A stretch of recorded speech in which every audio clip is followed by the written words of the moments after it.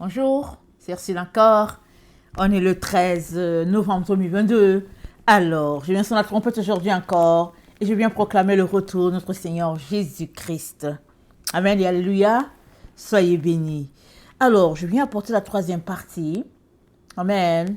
Sur tu es le temple du Saint-Esprit. Aujourd'hui, on va parler de notre corps, ce qu'on va manger. Amen. Le temple du Saint-Esprit, c'est déjà notre corps, ça c'est vrai. Mais je vais aborder un peu ce qu'on va manger. Et puis ce matin, alors que j'étais dans mon temps de prière, je faisais mes oraisons, les oraisons que je fais tous les jours. J'étais là vraiment concentrée à mon travail, amen.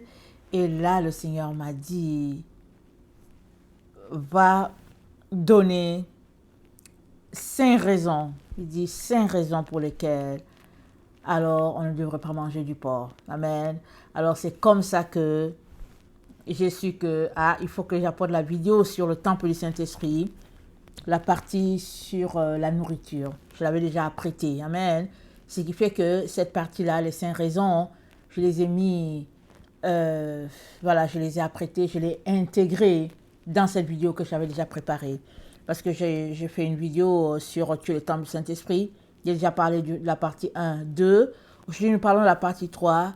Et je pense que la prochaine fois, on parlera de la partie 4. Amen. Alors, donc, on va lire le texte que on a pour base. 1 Corinthiens 3. Le verset... Attends, est-ce que c'est 1 Corinthiens 3 ?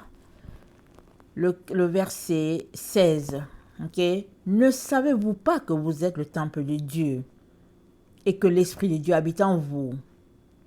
Si quelqu'un détruit le temple de Dieu, Dieu le détruira. Car le temple de Dieu est saint et c'est ce que vous êtes. Que nul ne s'abuse de lui-même. Si quelqu'un parmi vous pense être sage selon ce siècle, qu'il devienne fou afin de devenir sage. Alléluia. Et je lis 1 Corinthiens 6. Encore, ça parle du temple du Saint-Esprit.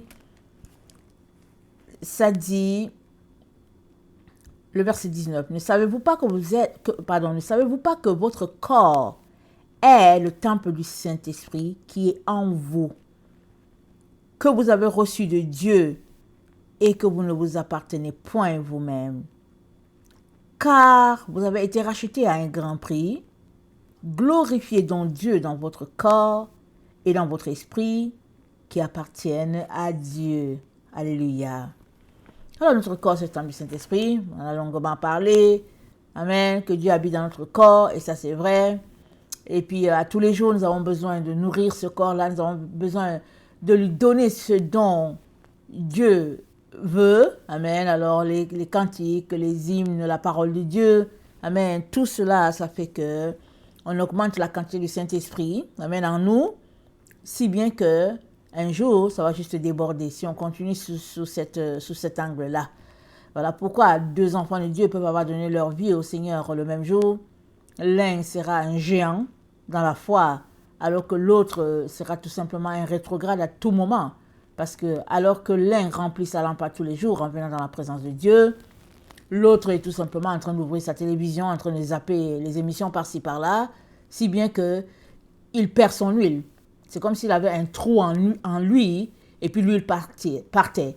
Alors que l'autre, il travaille de manière à augmenter son huile. Alors le Saint-Esprit, ce n'est pas que ça n'existe plus. Amen. Mais avant que Dieu te donne la quantité dont tu as besoin pour faire ton ministère sur cette terre, il faudrait que tu lui montres que tu vas prendre soin de ce qu'il a de précieux. Parce que le Saint-Esprit, c'est l'Esprit de Dieu. Amen. Il ne peut donc pas donner ça comme ça. Vraiment, ne pas se soucier là. Il a dit quoi? Ne donnez pas vos choses saintes aux pourceaux, de peur qu'il ne les piétine. Alors, on a besoin de montrer à Dieu que nous ne sommes pas des porcs. Pas notre attitude, pas notre dévouement. Et là, il nous confie de grandes choses. Soyez bénis. Alors, bon, j'ai d'abord intitulé... on va d'abord lire... attendez. Ok, il y a des textes que j'ai apprêtés dans Lévitique, ce que Dieu nous demande de manger ou de ne pas manger. Mais j'ai intitulé cette partie « Bien manger selon Dieu ». Amen. C'est juste les petits conseils que je vais envoyer. Bien manger selon Dieu. Alors, les gens ils nous recommandent de boire beaucoup d'eau. Les médecins, tous les conseillers, quand tu as un problème de santé, on recommande de boire beaucoup d'eau. Et moi, je vous recommande la même chose. Et surtout, tôt le matin, pour boire de l'eau. Les gens disent 2 litres. Donc, moi, je me débat à 1 litre. Je me débat à 1 litre. Un certain temps, j'étais tellement fidèle à cela. Amen. Que malheureusement, j'ai un peu perdu l'habitude. Et puis là, je suis en train de reprendre. Il y a des périodes en été où on a envie de boire, on est content. Mais on doit garder l'habitude de boire. Pourquoi boire? Parce que l'eau évacue les toxines. Amen. Plus tu bois, plus tu vas faire pipi. Et puis bon, tu évacues tout ce que tu auras consommé qui n'est pas bien. Tu transpires aussi, quand c'est aussi bon. C'est une façon de nettoyer tout le système. Amen. C'est très bon de boire, mais il ne faut pas exagérer. Il y a un moment aussi où, quand on boit trop, sans nourriture, finalement, ce n'est pas bon pour nous. Et puis, mais souvent, quand tu bois trop, tu es souvent lourd, tu es comme, comment on appelle ça, comme aveuglé, là. Tu as l'air, ça devient difficile parce que tu as trop bu, tu as dépassé la limite. Donc, il faut faire très attention. Et puis, aussi, c'est conseillé de faire un peu de sport, de marcher. Amen. Et puis, de ne pas manger des choses trop grasses. Ça, on le sait. Je ne vous apprends rien. Et maintenant, là où je pense que j'apporte quelque chose de nouveau, peut-être pour certains, c'est le fait que tu dois décider en ton fort intérieur ce que tu préfères. Est-ce que tu préfères la chèvre qui te donnera le fromage, le lait, et puis peut-être, comment on appelle ça, si on tond la chèvre, si elle a les poils, tu pourras prendre ces poils-là pour aller faire, comment on appelle ça, un pull, une couverture, voilà. Est-ce que c'est ça que tu préfères? Amen. Ou bien, est-ce que tu préfères manger la chèvre? Alors, une fois que tu manges la chèvre, tu n'as pas de fromage, tu n'as pas de lait, tu n'as pas de laine pour ta couverture. Donc, tu dois décider dans ton fort intérieur qu'est-ce qui est bien. Amen. Et si tu es un enfant de Dieu et que tu pars du principe que toute âme a droit de vivre devant Dieu, alors tu choisiras de garder ta chèvre pour qu'elle te donne du lait, du fromage, de la laine, et tu vas trouver une alternative pour ta cuisine. Amen. Tu vas chercher des légumes, tu vas chercher des légumineuses pour remplacer. Amen. Ça, c'est très important. Ça fait partie de savoir bien manger. Ça, c'est savoir bien manger. Amen. Alors, l'autre question que je peux aussi poser, c'est, j'ai parlé de la chèvre. L'autre question, c'est, voilà, pour la poule. Qu'est-ce que tu préfères? Est-ce que tu préfères manger la poule et puis tu es content, tu as bien mangé la viande, là, tu as brisé les os là et tu es content? Ou bien, est-ce que tu veux une poule qui va te donner des œufs? Comme ça, tu auras une omelette. Tu pourras faire des gâteaux, tu pourras faire de la pâtisserie et puis tu vas manger pendant un bout. Qu'est-ce que tu préfères? Ça fait partie de bien manger. Une fois que tu décides ce que tu préfères, toute ta vie va s'aligner sur ce principe-là. Et en tant qu'enfant de Dieu, nous sommes appelés à préserver la vie. Amen. C'est très important la vie d'un insecte, la vie d'un animal, parce que Dieu les a créés. Alléluia, très très important. Alors on ne devrait pas négliger cet aspect-là. Un jour, du temps où j'allais à l'église encore, il y a peut-être 5 ans de cela, je ne me rappelle plus, j'étais un peu en retard, ok? Donc j'étais en train de partir avec, un groupe était déjà parti avec mon mari, et puis l'autre groupe, je partais avec eux. Alors on s'en va, on est déjà un peu en retard, c'est-à-dire je voulais arriver avant que la louange commence, parce que c'est important de ne pas arriver en retard à l'église, n'est-ce pas? Alors je m'en vais, je prends l'autoroute. Dès que je prends l'autoroute, voici une canne qui est en train de passer avec ses canetons. Je ne sais pas combien elle avait au moins 6. Alors, soit je fonçais sur elle, et bon, il y aurait un dégât, soit je m'arrêtais, je l'ai vu à temps, je me suis arrêtée. Toutes les voitures sont arrêtées derrière moi, parce qu'au fait, on avait la priorité, ok? Les voitures se sont arrêtées, c'était tout un balai. Et la canne, elle marchait tranquillement, avec ses petits, et on l'a laissé passer. On ne sait pas d'où elle venait, mais toujours est-il qu'elle était en train de traverser l'autoroute, là, tranquille, tranquille, elle partait dans une mare, là, il y avait une mare là, qui était là avec des fleurs, en tout cas, ils avaient apprêté l'endroit. C'était bien aménagé, et puis la canne, là, elle partait là-bas avec ses petits. Et puis mes enfants étaient contents, tout le monde observait, et puis bon, elle est passée comme une reine. Et quand elle est partie, j'ai démarré et je suis partie. Je ne sais plus si j'étais arrivée en retard à l'église ou pas. Mais pendant que je partais, le Seigneur m'a dit, tu as vu le bien que ça vous a fait? Il a dit, tu as vu la mère et puis ses enfants? Il dit, c'est comme ça que j'aimerais que je traite les animaux. Parce que si cette mère-là, elle n'est pas là, ses enfants, c'est fini là. Les canetons qui sont là, c'est fini. Mais il dit, comment vous étiez contents? Toutes les voitures étaient contentes, les autres filmaient, les autres... Il dit, vous avez vu le bonheur? Il dit, c'est ça que je veux pour chacun des êtres sur la terre. Que l'animal, peu importe qui il est, n'ait pas ce risque-là de dire, bon, on va me tuer. Amen. J'étais déjà dans mon processus, j'avais déjà commencé à observer ce que la Bible disait sur l'alimentation. Et le Seigneur m'a dit, ça c'est ton bonus. C'est ton bonus de ce que depuis un certain temps, tu observes ce qui est dit dans la Bible. Tu as décidé que tu vas observer ça. Je te donne ce bonus-là pour dire, ajoute un peu. Alors, je faisais déjà attention aux différentes choses que je voulais manger. Ceux qui ont des sabots, les animaux qui ont des sabots, les animaux qui ruminent ou bien qui ne ruminent pas.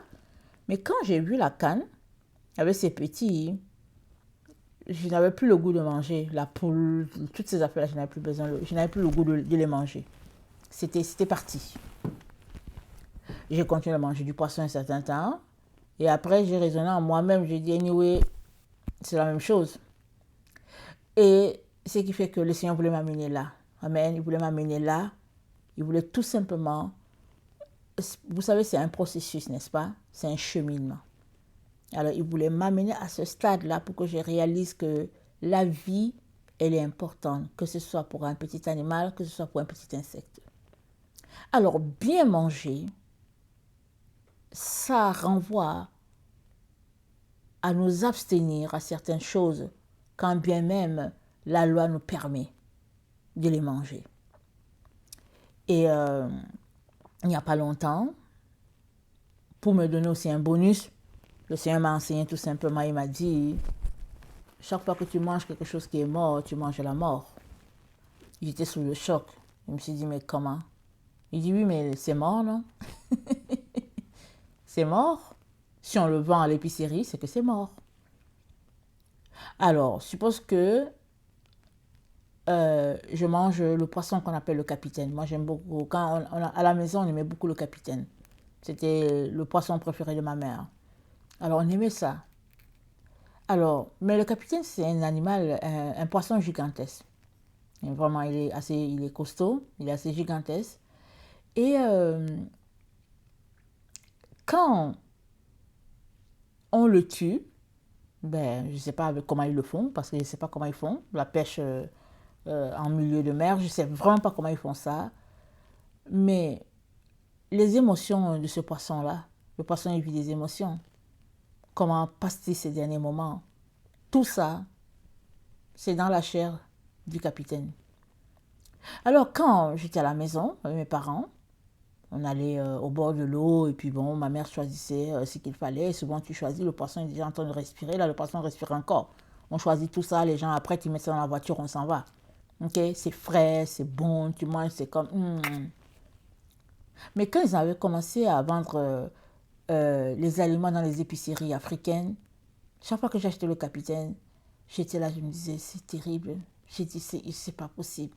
Jusqu'à ce qu'un jour, j'ai dit à mon mari, j'ai dit, tu sais quoi, je ne veux plus manger le capitaine. Non, j'ai dit, non seulement je ne retrouve pas le goût, mais oh, je ne sais pas qu'est-ce que je mange. C'était quelque chose. Et j'avais arrêté là. C'était, non. C'est d'aller acheter un poisson, tu achètes par exemple le carton à 70 $, tu viens et puis tu n'es pas satisfait dans le goût. Et bon, j'ai tout simplement arrêté à cause du goût, à cause du... Non, je n'étais pas satisfaite, j'ai dit, ça va faire. Mais que le Seigneur me dise que quand tu manges ce qui est mort, tu manges la mort. J'ai seulement dit, en tout cas, Jésus, ça c'est le top du top. Mais le Seigneur voulait m'amener là. Amen. Il voulait m'amener là. Il voulait que je grandisse et que je réalise que il y a toujours possibilité à amélioration tous les jours dans le chemin qu'on a emprunté. Tout cela pour te dire, toi qui m'écoutes, que si tu ne décides pas de poser des actions, les choses vont rester telles pour toi. Tu as besoin de grandir. Tout un chacun a besoin de grandir. Alors, tu as besoin de venir devant Dieu pour poser une étape. Amen. Alors, par le passé, en tout cas, moi, j'ai grandi avec une mère, elle ne mangeait pas le porc, elle ne nous a pas dit pourquoi. Mon père aimait le porc. Et puis, vous savez, les enfants, on mangeait, on disait, ah, maman, c'est bon et tout ça. Ma mère ne mangeait pas, elle ne mangeait pas le porc. Et puis, elle ne mangeait même presque pas la viande. Elle ne mangeait pas. Parce que ils ont élevé chez moi, en tout cas chez moi, quand tu nais dans ce peuple-là, tu seras bergère à un moment donné. Ton tour va venir, tu vas aller garder les bœufs, tu vas aller garder les moutons, et puis bon, voilà, ça fait partie. Si tu n'es pas en ville, tu es au village, en campagne, ça fait partie. Tu te lèves le matin à 6h, 7h, tu fais sortir les animaux et tout. Allez, tu dis bye bye, on te donne ta nourriture pour la journée, et puis bye, tu pars. Alors, je pense que quand tu élèves des animaux, non, c'est comme, non, tu n'es pas capable de les manger. Donc, c'était comme ça qu'elle était. Donc, voilà. Alors, on a grandi comme ça. On ne savait pas pourquoi elle ne mangeait pas le porc, mais bon, voilà. Alors, moi aussi, je n'en mangeais pas vraiment. Mais quand je me suis mariée, donc, bon, c'est les côtelettes de porc, c'est pas si mal, n'est-ce pas? Alors, donc, je les apprêtais, et puis bon, voilà. C'était bien, on mangeait. Mais à un moment donné, je n'étais plus capable de manger le porc, surtout quand j'ai entendu une émission au gouvernement qui disait que bon, maintenant, ça c'était en 1999 ou bien 98. Ils ont dit la science a évolué et puis à partir de maintenant, ils ont trouvé un moyen d'injecter l'hormone humaine au porc afin qu'elle produise plus. J'ai dit what? J'ai dit à mon mari fini. J'ai dit fini, fini, fini. Non, je ne touche plus à ça. Mais grandissant, les enfants, ils aimaient manger, ils ont continué à goûter un peu par-ci, par-là. Mais un jour, j'ai juste dit, si je ne décide pas, je ne leur fais pas du bien, c'est des enfants. J'ai tout simplement décidé que plus de porc dans la maison, c'est tout. Mon mari a dit, ok, fine, pas de problème. Plus de porc dans la maison. Mais, quand je me retrouvais chez les gens, souvent les gens m'ont invité, ils m'ont présenté la viande de porc. J'étais souvent gênée de parler. Mais le Seigneur m'a fait grandir. J'étais arrivée au stade où je disais aux gens, excusez-moi, est-ce que ça ne te dérange pas, je ne veux pas manger. Donc je prenais ce qui accompagnait, mais je ne touchais pas la viande. Amen. Et ça, vous savez que c'est être impoli, n'est-ce pas?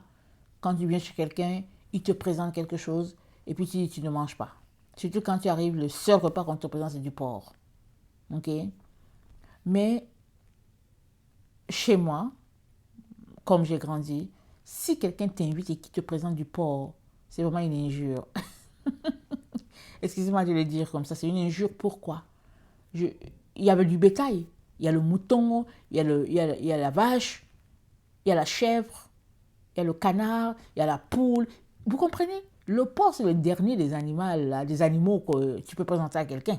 Donc, tu ne présentes pas le porc à quelqu'un. Quand j'ai grandi, tu ne présentes pas. Tout le monde sait seulement que c'est un animal, ça. Tu ne présentes pas le porc à quelqu'un. Mais quand tu viens ici, on présente le porc. Donc, souvent, les gens me présentaient le porc. Mais je me sentais tellement insultée. Je me suis dit, c'est quoi le problème? Mais finalement, je me suis rendu compte que, au fait, c'est comme... C'est une viande comme tous les autres pour les êtres humains. C'est comme du porc, ça peut coûter aussi cher que la viande de bœuf. C'est vrai que c'est un peu moins cher, mais bon, si tu as du bon filet de porc, ça peut être aussi à un prix assez consistant quand même. Mais j'ai dû prendre mon courage à deux mains pour dire aux gens, écoute, je ne vais pas te blesser, mais je ne vais pas manger le porc. Ou bien, non, ne m'envoie plus de porc, et puis, non, merci, je ne mange plus ça. Je dis ça pourquoi? Ça prend que tu ouvres la bouche, que tu dises, au fait, qu'est-ce qui se passe avec toi? Qu'est-ce que tu manges, qu'est-ce que tu ne manges pas? Parce que si tu prends la décision juste dans ton fort intérieur, l'ennemi, il sait aussi, il sait comment il va te garder dans le même engrenage. Alors, tu peux le dire pour ne pas blesser l'autre, mais il faut dire. Amen, il faudrait dire. Ça fait partie de bien manger. Que de manger quelque chose et puis de rester là pour dire, oh non, pourquoi est-ce que j'ai mangé? Pour dire, oh non, non. Non, il faudrait dire, c'est tout. Il faudrait que les gens sachent que tu es végétarien. Alors, moi, je ne côtoie plus tellement les gens, parce que à cause de tout mon ministère, mon appel. Mais mes enfants, hein, ils ont pris la charge d'informer. Eux, ils n'ont pas de problème. Pour dire, ah, nous, on est rendus végétariens. Quoique eux, ils manifestent de temps en temps, mais ils disent aux gens, nous sommes rendus végétariens. On est végétariens. Alors, je bénis le Seigneur tout simplement parce que je lui dis, ça fait 2 ans que je lui dis, Seigneur, mais qu'est-ce qui s'est passé dans ma vie pour que je ne réalise pas que être végétarien, c'est la meilleure des choses sur la terre. Il y a tout. On ne manque de rien.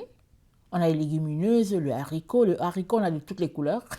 On a du rouge, on a du blanc, on a du jaune, on a du vert, les petits pois, on a les légumineuses. On a des légumes. On a tout ce qu'il faut pour être vraiment assez nourri, n'est-ce pas? Et on a les tubercules, surtout nous qui venons d'Afrique. On a l'igname, c'est tellement bon. On a la patate douce, on a le manioc. Mais quand tu fais bouillir du manioc ou bien de l'igname, que tu accompagnes ça d'un légume bien apprêté là, avec de l'oignon et tout ça, mais c'est tellement bon que tu te demandes, je cherche la viande pourquoi? Je cherche le poisson pourquoi? Amen. Tout ça, c'est question de où est-ce que je vais aller? Qu'est-ce que je veux que ma vie soit? Comment est-ce que j'aimerais que ma vie soit transformée à l'exemple de Christ? Donc tout ça, c'est ta marche qui te fait arriver jusque-là. Et tu as besoin d'arriver là. Amen, tu as besoin. Alors je ne veux pas lire toutes les parties de la Bible qui dit quoi manger, ne pas manger. Mais par exemple, il y a des poissons qu'on ne devrait pas manger. Par exemple, il y a des poissons qu'on mange avec les écailles, ça c'est dit. Si les poissons n'ont pas les écailles, on ne doit pas manger. Mais est-ce que vous savez que je ne sais pas quoi dire, les anges déchus, ils ont fait des croisements. Il y a des poissons là dans l'eau, ce n'est pas Dieu qui les a créés. Il y a des écrevisses, ce n'est pas Dieu qui les a créés, mais ils sont dans l'eau. C'est des êtres humains qui les ont créés, c'est les anges déchus qui les ont créés, et puis ils les ont lancés dans la nature. Il y a plein de choses qui sont dans la nature, ce n'est pas Dieu qui a créé. Et quand ces choses-là qui sont dans la nature, ce n'est pas Dieu qui a créé, ces choses-là, ça dévore les autres. Amen. Ces choses-là qui sont là, ils dévorent les autres que Dieu a créés. Donc il faut savoir qu'est-ce que tu manges, qu'est-ce que tu ne manges pas. Alors ce n'est pas pour t'effrayer, mais c'est juste pour te dire, il faudrait que tu arrives à un niveau de ta vie où tu fasses le tri. Amen. Dans ce que tu manges, dans ce que tu ne manges pas. Alors dans Lévitique 11, je vais lire ce que Dieu a dit, juste pour que tu écoutes aussi, n'est-ce pas? Tu pourras prendre le livre de Lévitique et lire là-bas tous les conseils que Dieu nous donne par amour pour les choses qu'on devrait faire ou bien on ne devrait pas faire. Alors, Lévitique 11, le verset 27, ça dit ceci. Attendez, où est ma référence? Je commence où? Vous regarderez comme impurs tous ceux des animaux à quatre pieds qui marchent sur leurs pattes. Quiconque touchera leur corps mort sera impur jusqu'au soir. Et quiconque portera leur corps mort lavera ses vêtements et sera impur jusqu'au soir. Vous les regarderez comme impurs. Voici parmi les animaux qui rampent sur la terre, et ce que vous regarderez comme impurs, la taupe, la souris et le lézard, selon leur espèce, et le hérisson, la grenouille, la tortue, le limaçon et le caméléon, vous les regarderez comme impurs, parce que tous les reptiles, quiconque les touchera mort, sera impur jusqu'au soir. Tout objet sur lequel tombera quelque chose de leur corps mort sera souillé.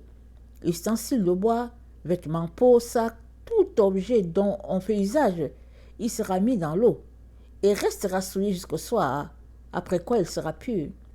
Tout ce qui se trouvera dans un vase de terre où il en tombera quelque chose sera souillé et vous briserez le vase.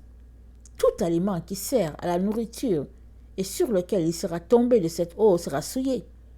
Et toute boisson dont on fait usage, quel que soit le vase qui la contient, sera souillé. Tout objet sur lequel tombera quelque chose de leur corps mort sera souillé.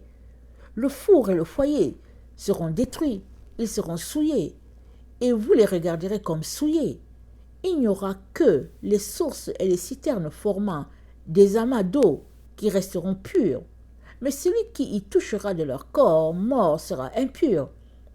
S'il tombe quelque chose de leur corps mort sur une semence qui doit être semée, elle restera pure.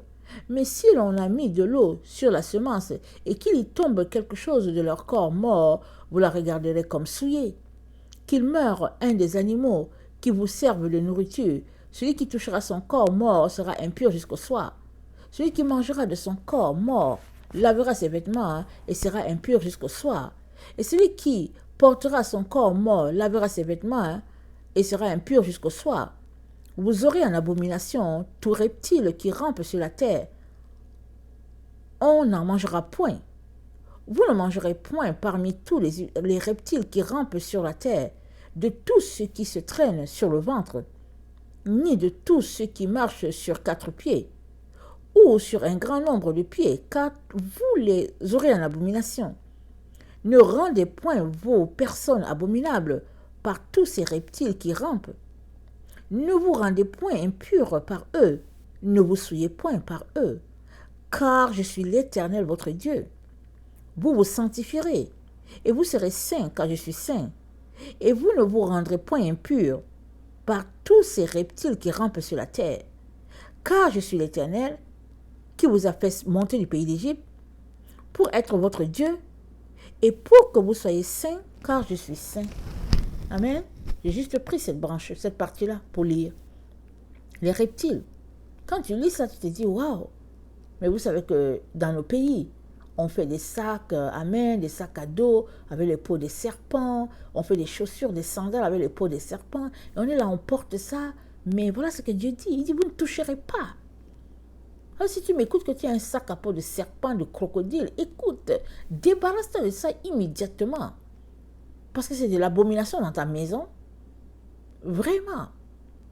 Le Seigneur, si on lisait notre Bible, je vous dis qu'on serait bien rangé. On serait droit comme une aiguille.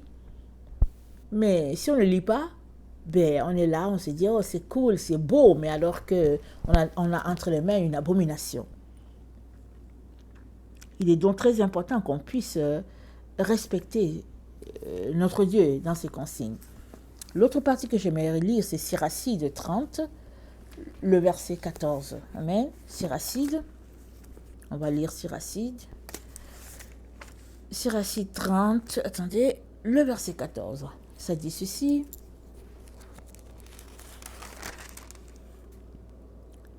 Mieux vaut un pauvre en bonne santé et de robuste constitution qu'un riche dont le cœur est atteint. Une robuste santé vaut mieux que tout l'or du monde. Un esprit vigoureux, mieux qu'une immense fortune. Nulle richesse n'est comparable à la santé du corps, et nul bonheur qui vaille la joie du cœur. Mieux vaut la mort qu'une vie de misère, et le repos éternel qu'une maladie tenace. De bonnes choses déversées devant une bouche close sont comme des offrandes de nourriture posées sur une tombe. Que sert à l'idole l'oblation qu'on lui fait, puisqu'elle ne peut ni manger ni sentir? Ainsi en va-t-il de celui que le Seigneur tourmente. Il regarde de ses yeux et soupire, comme soupire l'eunuque qui enlace une vierge. N'abandonne pas ton âme au chagrin et ne te tourmente pas toi-même délibérément. Un cœur joyeux maintient un homme en vie et la gaieté prolonge la durée de ses jours. Je vais m'arrêter là. Donc, il parle de ce fait qu'on a l'argent, on mange, on a de l'embonpoint, mais il dit tout cela là, c'est au prix de ta santé. Donc, mieux vaut vraiment manger sainement et puis vraiment être en santé que d'avoir toutes ces choses-là comme nourriture et puis bon, de l'opulence et après exposer notre santé. Et il nous donne un remède. Il dit un cœur joyeux maintient un homme en vie, comparé à un cœur qui est toujours trouble, qui est toujours dans l'inquiétude. Alors, si tu prenais du temps pour lire les psaumes, les proverbes à tous les jours, tu serais étonné de l'effet que ça va faire sur toi.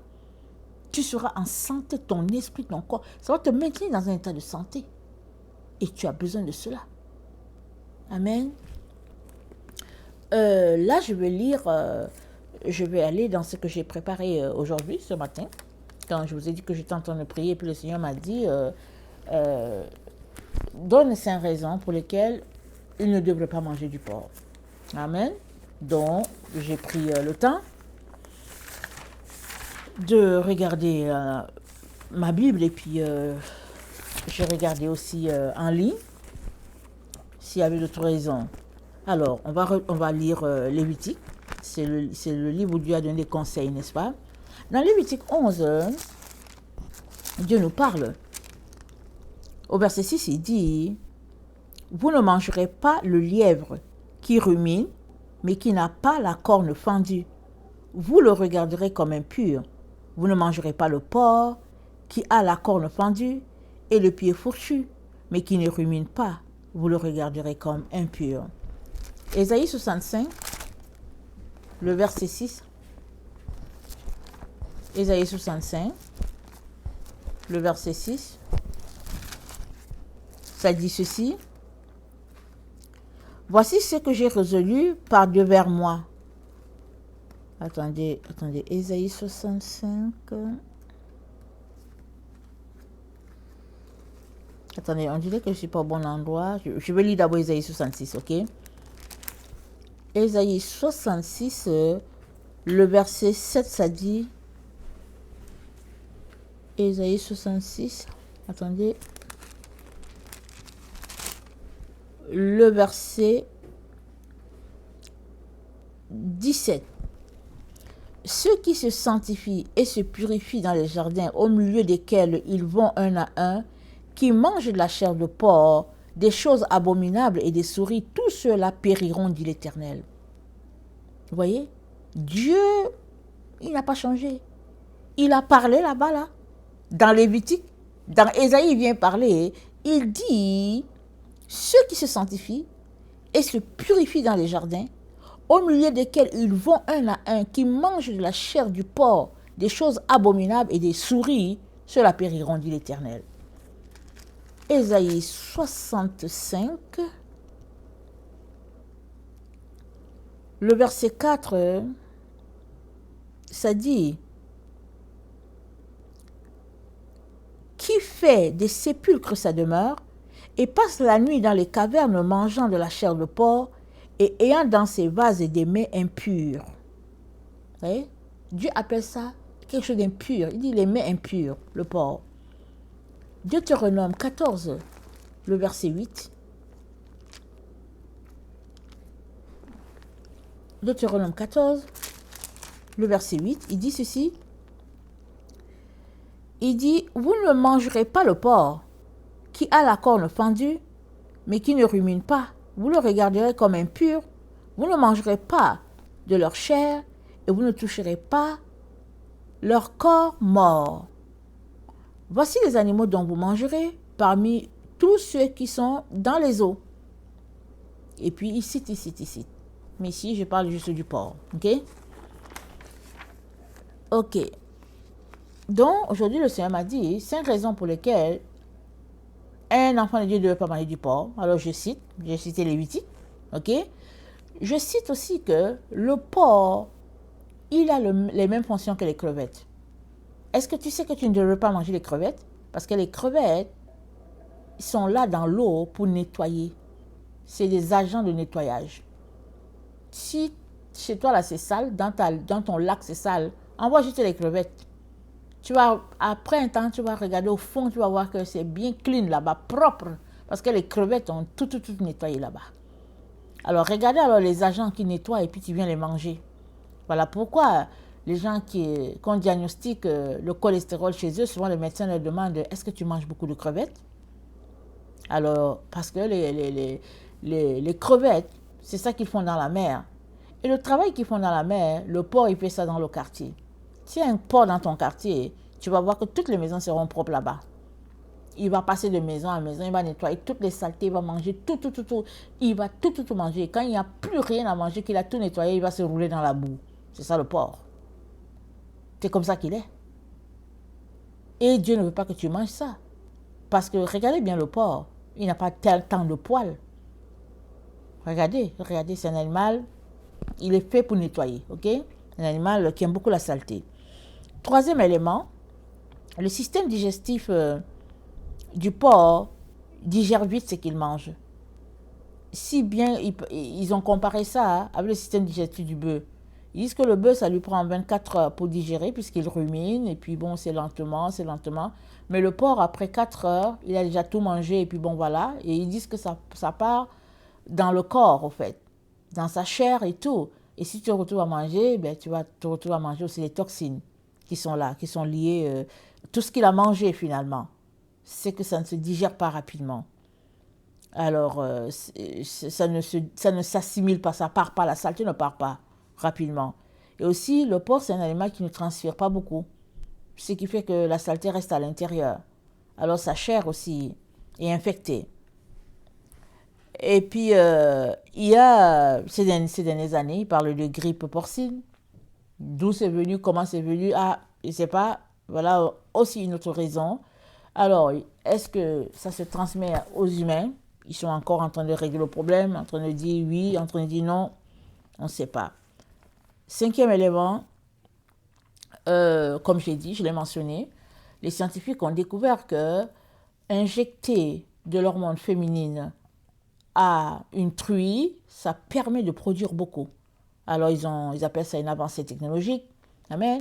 Et si vous vous rappelez récemment, ils ont fait un tollé à la télévision, un peu partout au niveau du monde, disant qu'ils ont fait la greffe de porc à un être humain. Moi, j'ai trouvé ça tellement insultant pour la race humaine que je me suis dit, ça n'a pas d'allure. Mais la personne n'a pas tenu. Elle est morte. Mais ils avaient greffé le cœur d'un porc à un humain et ils appelaient ça une première. Donc, réfléchissons. Imaginez quelqu'un qui a un cœur de porc. Qu'est-ce que vous pensez? Comment la personne va réagir? Comment seront ses gestes? Comment va-t-il se comporter? C'est-à-dire, on s'arrête, on se dit, ok, d'accord, l'être humain dit qu'il découvre et tout, mais aller jusqu'à ce point-là, c'est quand même exagéré, n'est-ce pas? De donner un cœur d'un animal à un être humain, pour moi, je trouve que c'est trop. Je trouve que l'abomination est trop, quoi. Donc, mais la personne n'est pas restée, elle n'a pas survécu. J'ai seulement dit merci Seigneur, parce que tu lui as donné son repos, il est parti, vraiment.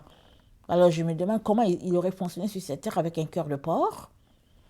Mais bon. Alors, tu as toutes ces raisons-là. Je ne t'oblige pas, mais il est très important que tu saches que tu es le temple du Saint-Esprit. Et si Dieu dit que quelque chose est impur, c'est que la chose l'est. C'est lui le créateur. Maintenant, s'il prend du temps avec toi, peut-être qu'il va te dire pourquoi c'est impur, qu'est-ce qui se passe, il va t'expliquer les choses. Mais s'il ne t'explique pas les choses, alors il faudrait que tu te mettes à respecter ce qui est dit dans la parole. Amen. Très, très important.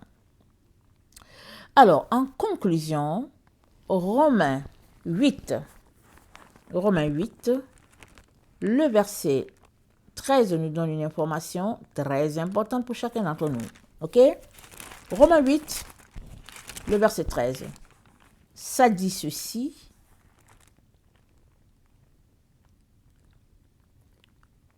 Romains 8, verset 13. Si vous vivez selon la chair, vous mourrez.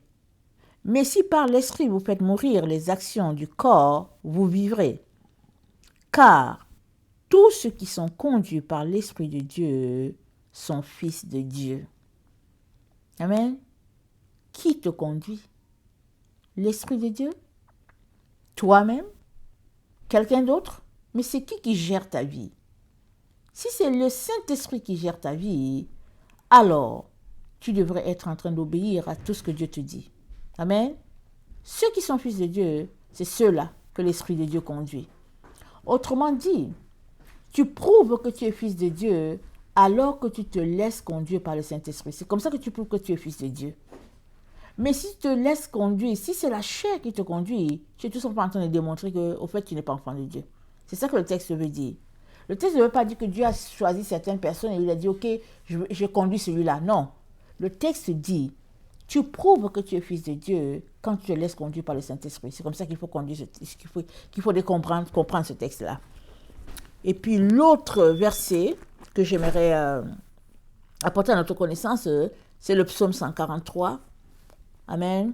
Le verset 10. Mais avant de lire le psaume 143, le verset 10, j'aimerais mentionner que il est très important d'arriver à un stade de notre vie où c'est le Saint-Esprit qui nous conduit.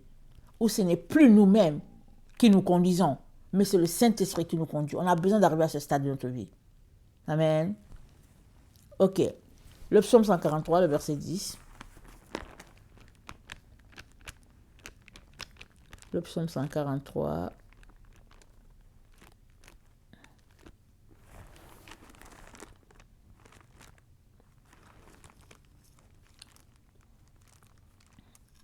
Le psaume 143, ça dit ceci. Le verset 10. C'est la prière, amen, du roi David. Il dit, enseigne-moi à faire ta volonté, car tu es mon Dieu. Que ton bon esprit me conduise sur la voie droite. Enseigne-moi à faire ta volonté, car tu es mon Dieu. Que ton bon esprit me conduise sur la voie droite. Amen. Nous avons tous besoin de faire cette prière-là. Enseigne-moi à faire ta volonté. C'est une étape. Il y a un point de départ. Amen. Il y a un point de départ. Et ça part de toi. C'est toi qui dois décider que tu veux désormais faire la volonté de Dieu, coûte que coûte. Et si c'est ton choix, Dieu va t'aider. Il va te donner son esprit pour que son esprit puisse t'aider, t'encadrer, t'amener jusqu'au bout. Mais si tu veux juste jouer à cache-cache avec Dieu, ben il te laissera jouer à cache-cache, mais ce n'est pas avec lui que tu joues à cache-cache. Tu es en train de te séduire toi-même. Et tu es en train de montrer que la vérité n'est pas en toi. Alors, nous sommes à ce carrefour-là, amen, où Dieu nous dit que notre corps c'est le temple du Saint-Esprit. La décision est à nous d'accepter cette parole. Et si nous l'acceptons, les actions qui suivent prouvent que, effectivement, nous sommes en train de marcher en direction de la Sion, en direction de la lumière. Et seul ceux qui sont conduits par l'Esprit de Dieu sont fils de Dieu. Ceux qui sont conduits par la chair ne sont pas de Dieu.